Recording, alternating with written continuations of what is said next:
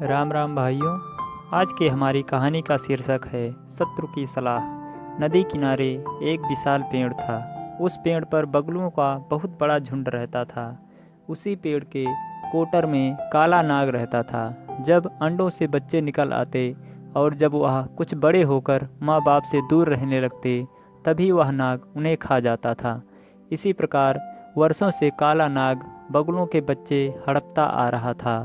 बगुले भी वहाँ से जाने का नाम नहीं लेते थे, क्योंकि वहाँ नदी में कछुओं की भरमार थी। कछुओं का नरम मांस बगुलों को बहुत अच्छा लगता था। इस बार नाग जब एक बच्चे को हड़पने लगा तो पिता बगुले की नज़र उस पर पड़ गई।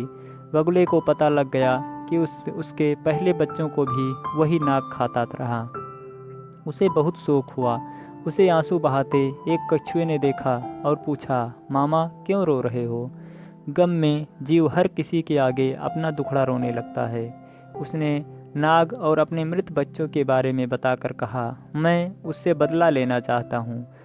कछुए ने सोचा, अच्छा तो इस गम में मामा रो रहा है, अब यह हमारे बच्चे खा जाता है, तब तो कुछ ख्याल नहीं आता कि हमें कितना गम होता है।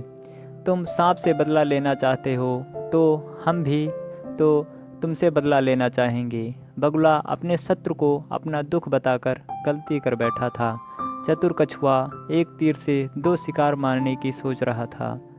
वह बोला, मामा मैं तुम्हें बदला लेने का बहुत अच्छा उपाय समझाता हूँ। बगुले ने अधीर स्वर में पूछा, जल्दी बताओ वह उपाय क्या है? मैं तुम्हारा एहसान जीवन भर नहीं भूलूंगा। कछुआ मन ही मन मुस्कुराया और उपाय बताने लगा। यहाँ से कुछ दूर एक नेवले का बिल है। नेवला सांप का घोर शत्रु है। नेवले को मछलियाँ बहुत प्रिय होती हैं। तुम छोटी छोटी मछलियाँ पकड़कर नेवले के बिल से सांप के कोटर तक बिछा देने दो। मछलियाँ खाता खाता सांप तक पहुँच जाएगा और उसे समाप्त कर देगा। बगुला बोला, तुम जरा मुझे उस नेवले का बिल दिखा दो। कछुए ने बगुले को नेवले का बिल दिखा दिया। बगुले ने वैसे ही किया जैसे कछुए ने समझाया था। नेवला सचमुच मछलियाँ खाता हुआ कोटर तक पहुँचा। नेवले को देखते ही नाग ने फुंकार छोड़ी। कुछ ही देर की लड़ाई में नेवले ने सांप के टुकड़े टुकड़े कर दिए। बगुला खुशी से उछल पड़ा। कछुए ने मन ही मन में कहा, यह तो शुरुआत है मूर्ख बगुले, अब मेरा बदला शुरू होगा और तुम सब बगुलों का नाश होगा। कछुए का सोचना सही निकला। नेवला नाग को मारने के बाद वहाँ से नहीं गया। उसे अपने चारों ओर बगुले नजर आए।